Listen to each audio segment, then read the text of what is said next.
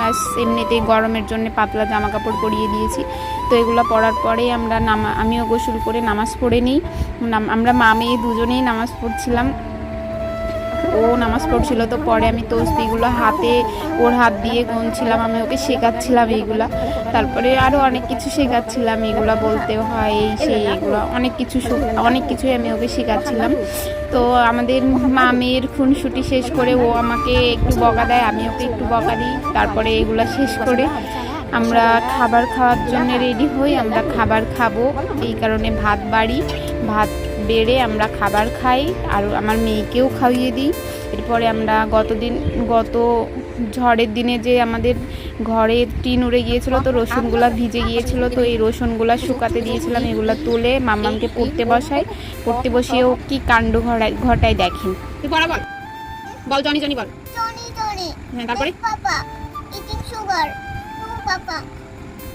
তারপরে কি আমি জানি না, আমি প্রত্যেকদিন বলতে পারবো না। হ্যাঁ, আমি প্রতিদিন বলি, তুই আজকে বল। আমি বলতে পারবো না, তো আমি পারবো না। কি আমি সাথেও বলতে পারবো না, তোকে একাই বলতে হবে আজকে।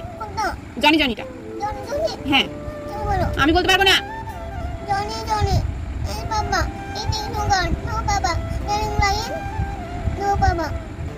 ওপেন কি? ওপেন ইয়োর কি? কোথা থেকে কোথায় যাচ্ছিস তুই?